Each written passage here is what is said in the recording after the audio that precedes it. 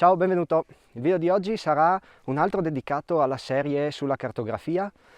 Ci sono già un paio di video dedicati a questo argomento, ovviamente te li lascio sotto in descrizione e ti consiglio di andare a vederli. Nel video di oggi ti parlerò di due strumenti che possono essere utilizzati dagli escursionisti per ricavare la propria posizione. Ovviamente sto parlando del GPS e della carta topografica. Vediamo quali sono i punti di forza e i punti di debolezza dell'uno e dell'altro e alla fine ti dico cosa ne penso, ovvero se sia meglio l'uno o l'altro. Buona visione! Ok, stop.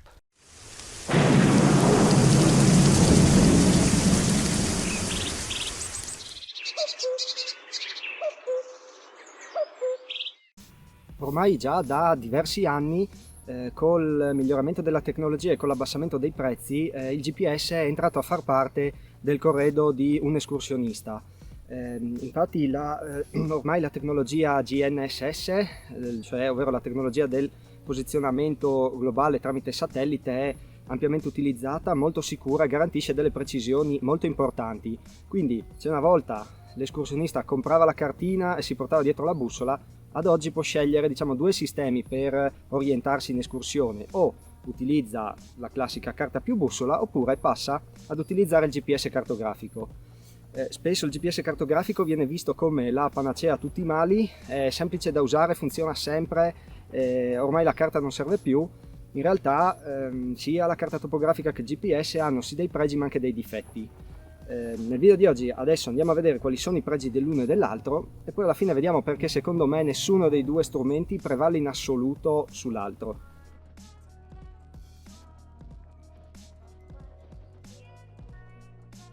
Partendo dalla carta da escursionismo, i vantaggi di questa ovviamente sono il fatto che non occupa minimamente spazio, non pesa e costa pochi euro. Insomma, di solito una carta topografica costa una decina di euro, quindi la si prende, la si mette nello zaino e praticamente ci si dimentica di averla. Stessa cosa per la bussola. Una bussola, vabbè, quelle serie possono costare anche un centinaio di euro, ma una bussola onesta che indica la posizione e permette un po' di fare qualche manovra sulla carta, tipo triangolare una posizione, anche quella non ha costi eccessivi. Poi altri aspetti positivi della carta sono sicuramente l'ampiezza del territorio che riesce a coprire. Una carta topografica copre un'ampia superficie di territorio, un'ampia porzione, quindi è possibile andare a studiare praticamente l'intero itinerario semplicemente con un foglio di carta.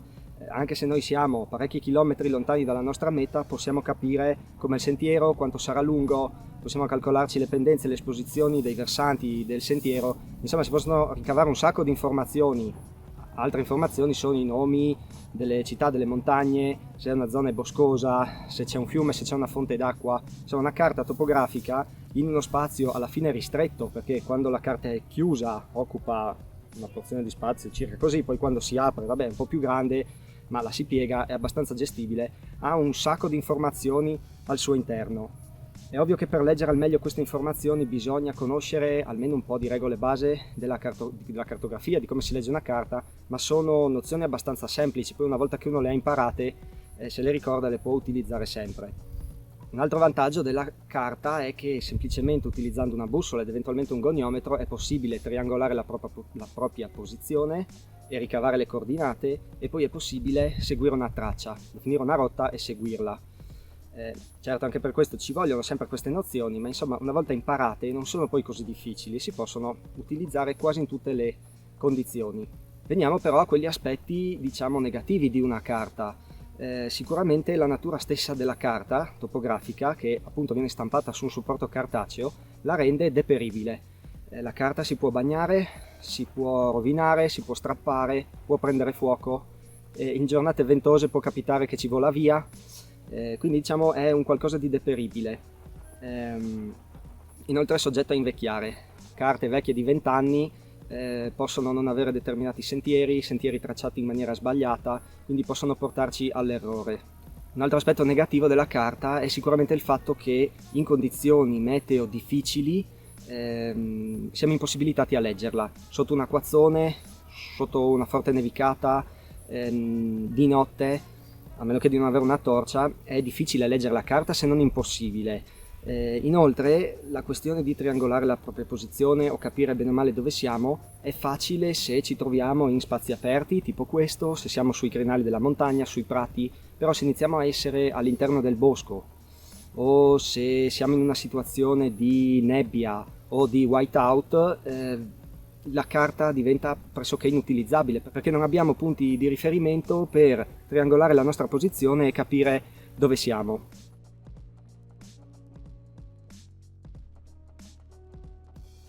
Parlando invece del GPS, i punti di forza del GPS sicuramente sono il fatto che in un unico strumento molto piccolo viene racchiusa la bussola, la possibilità di trovare le coordinate, l'altimetro e una cartografia. Quindi abbiamo tutto in uno strumento molto compatto e molto comodo da portarsi dietro, che ha una precisione molto buona per le attività all'aria aperta.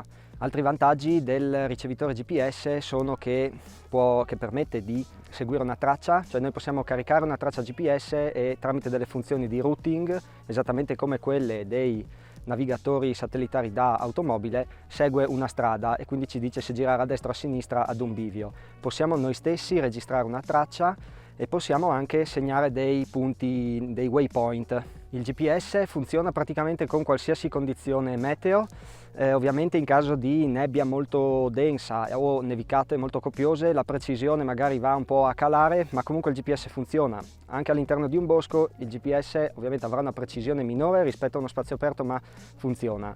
Inoltre solitamente lo schermo è retroilluminato, quindi anche di notte noi possiamo consultare la piccola mappa sul GPS anche senza l'utilizzo di una torcia frontale. In definitiva il GPS ha un funzionamento abbastanza semplice, funziona molto bene, fatto sta che comunque bisogna saperlo utilizzare, quindi bisogna saper utilizzare, bisogna conoscere le funzioni del proprio GPS, ma sarebbe anche meglio avere comunque delle nozioni base di cartografia e comunque sapere almeno a grandi linee come funziona il sistema di posizionamento tramite satelliti.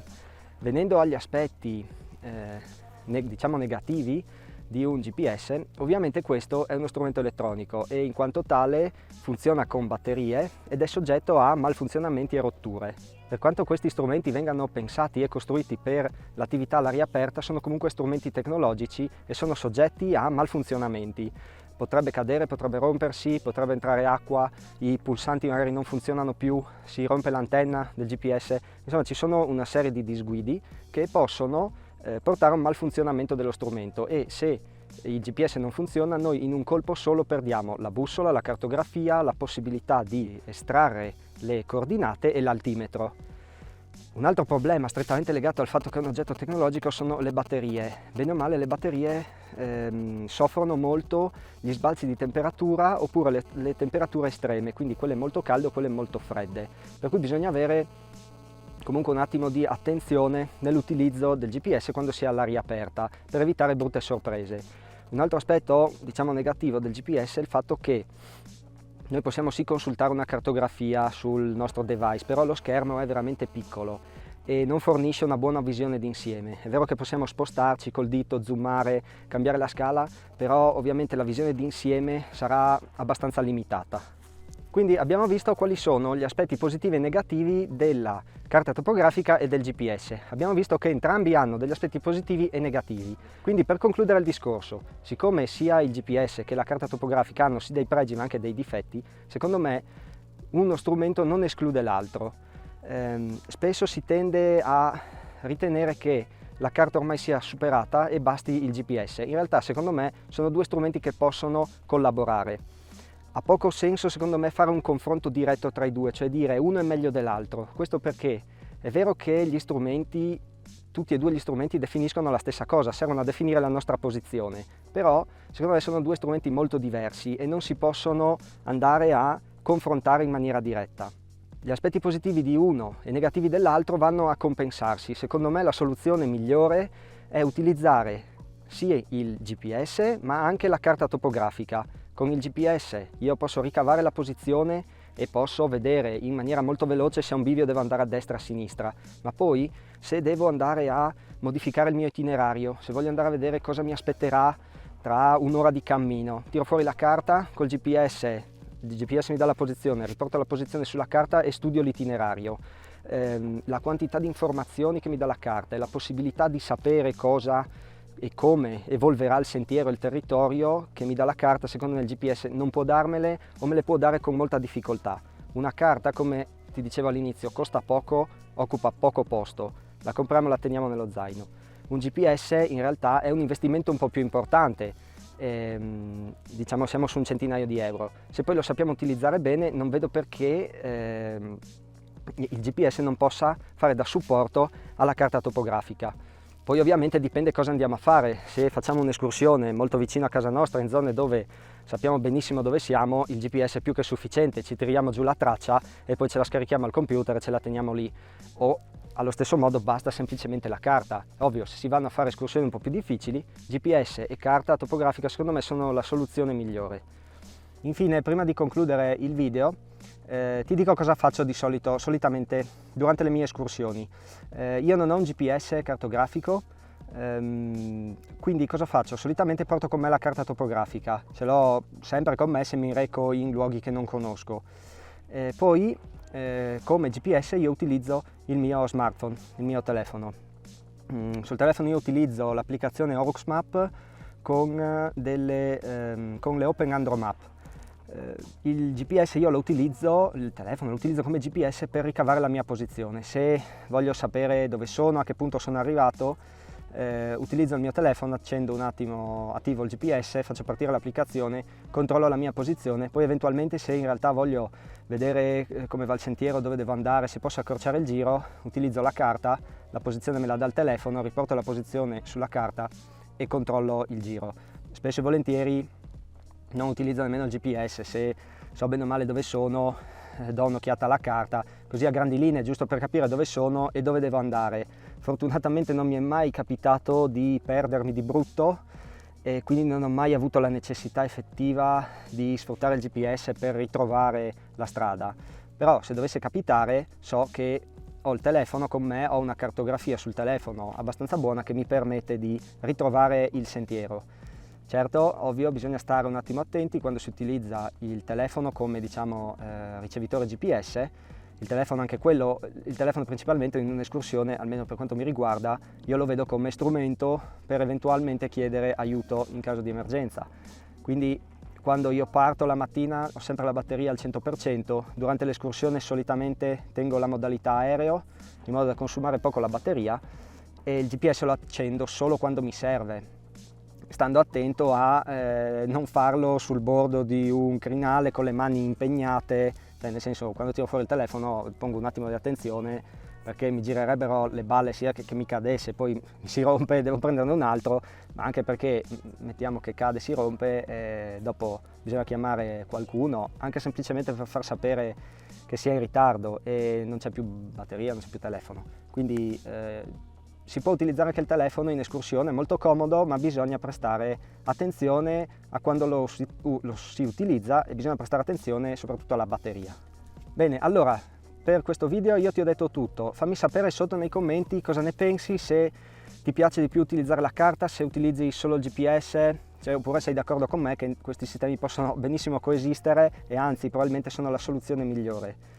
Ti ricordo che oltre a questo video ce n'è altri dedicati alla cartografia, te li lascio sotto in descrizione e mi raccomando, se non li hai visti guarda anche quelli.